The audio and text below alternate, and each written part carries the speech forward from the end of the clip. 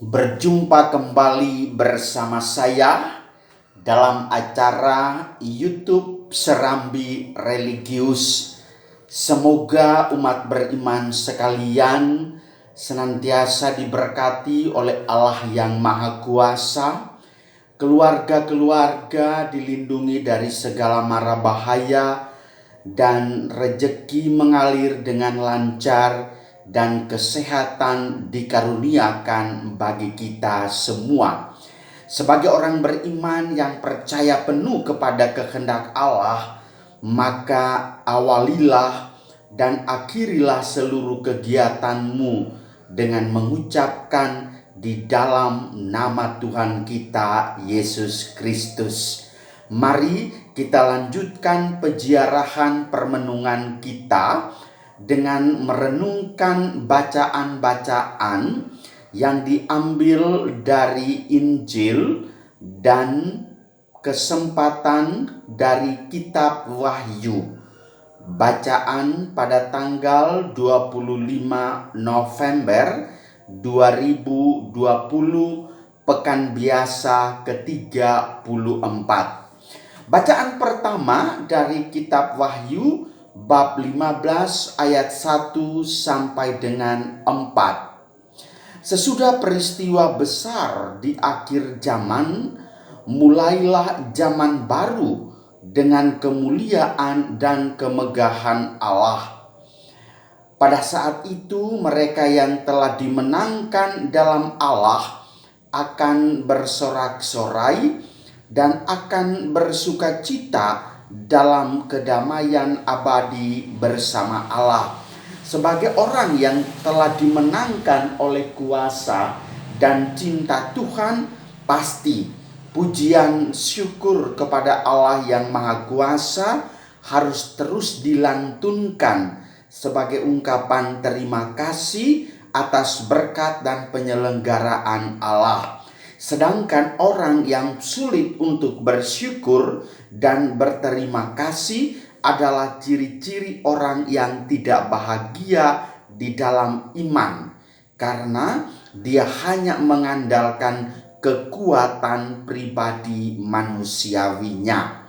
Sementara dalam bacaan Injil Lukas akan kita renungkan dari bab 21 ayat 12 sampai dengan 19.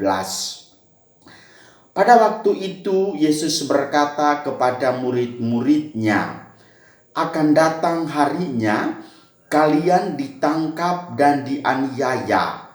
Karena namaku kalian akan diserahkan ke rumah-rumah ibadat, dimasukkan ke dalam penjara, dan dihadapkan kepada raja-raja dan para penguasa.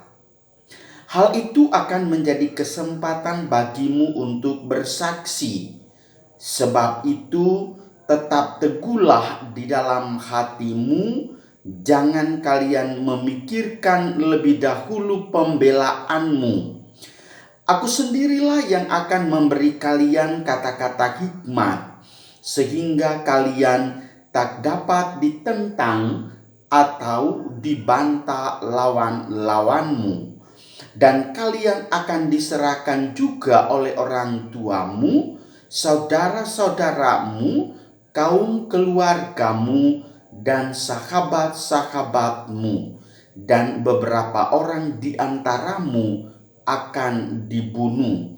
Karena namaku kalian akan dibenci semua orang, tetapi tidak sehelai pun rambut kepalamu akan hilang.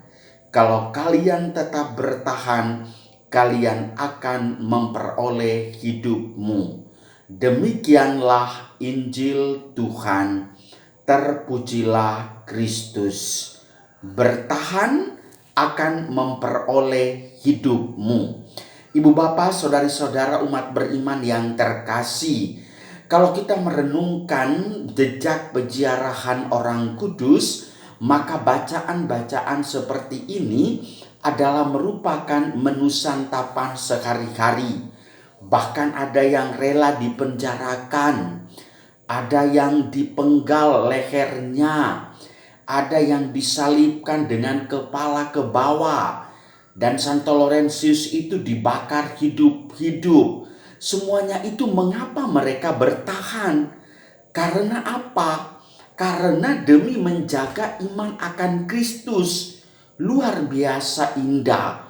Maka kalau Anda sebagai orang Katolik, ketika dibaptis Anda harus memilih santo dan santa pelindungmu. Dan santo dan santa itu harus kita ketahui siapakah mereka, dengan latar belakangnya bagaimana, sampai kepada kematian betul-betul menjiwai bahwa demi membela iman akan Kristus mereka siap mengorbankan nyawa. Bacaan Injil hari ini memberikan peneguhan kepada kita bahwa suatu saat nanti kita akan ditangkap dan dianiaya. Kita akan dimasukkan ke dalam penjara dan dihadapkan kepada raja-raja dan para penguasa. Justru kesempatan itulah yang Anda pakai untuk bersaksi. Maka saya itu salut sekali, meskipun kadang-kadang merasa miris juga. Kalau di Flores, hari-hari hidupmu itu tidak pernah mengenal gereja, tidak pernah mengikuti perayaan ibadah atau ekaristi pada hari Minggu. Minimal palingan hanya Natal dan Paskah baru muncul. Ya namanya saja iman bernapas. Natal dan Paskah. Maka imannya itu baru bernafas, baru hidup ketika Natal dan Paskah. Tetapi ketika mendengar bahwa ada pencemaran hosti, ada pembakaran gereja, justru orang-orang yang tidak pernah ke gereja itu menjadi yang di depan. Mereka tampil sebagai pembela iman. Di satu sisi sih kita oke-oke saja, tetapi di lain sisi kita juga harus menunjukkan kesaksianmu itu bukan hanya saat ketika Anda dianiaya, gedung-gedung secara fisiknya diruntuhkan ataupun dirobohkan, patung-patung dibuang dan seterusnya. Tetapi ya ingatlah saudara-saudariku, Rasul Yakobus mengatakan iman tanpa perbuatan pada hakikatnya adalah mati. Saudara-saudara umat Allah yang terkasih, di lingkungan perkotaan, di lingkungan pemerintahan, saya dalam perjumpaan selalu mengatakan kepada mereka, ibu bapak, saudari-saudara yang terkasih, pasti di tempat kerjamu Anda merasakan betapa Anda tidak dianggap. Kalaupun dianggap, apa adanya saja. Karena apa? Status labelmu adalah Katolik. Lalu apakah Anda menjadi lemes? Apakah Anda menjadi putus asa gara-gara itu? Dan saya itu sangat prihatin sekali ketika memperhatikan ada orang yang demi mempertaruhkan jabatan, dia harus meninggalkan imannya. Di mana kesempatan Anda bersaksi? Justru Anda mempertahankan imanmu, disitulah Anda dimuliakan. Disitulah kesempatan Anda bersaksi. Saya sangat salut dengan tokoh-tokoh yang begitu lantang menyebut nama Tuhan Yesus, menyebut soal kerajaan Allah, menyebut soal kebenaran dan keadilan, serta kejujuran dan penuh cinta kasih. Disinilah kesempatan kita untuk bersaksi. Kalau memang dengan demikian Anda diseret ke penjara, Anda ditangkap dan dianiaya, apakah lalu dengan cepat Anda mencari pengacara dan mencari pembelamu? Tuhan Yesus mengatakan, hendaklah jangan memikirkan lebih dahulu pembelaanmu. Aku sendirilah yang memberi kalian kata-kata hikmat sehingga kalian tak dapat ditentang atau dibantah lawan-lawanmu. Maka sekali lagi saya mengacungkan jempol kepada mereka yang senantiasa mengutip kata-kata kitab suci meski tanpa menyebut referensinya, tetapi bahwa di dalam nama Yesus dari Nazaret iman harus tetap dipertahankan.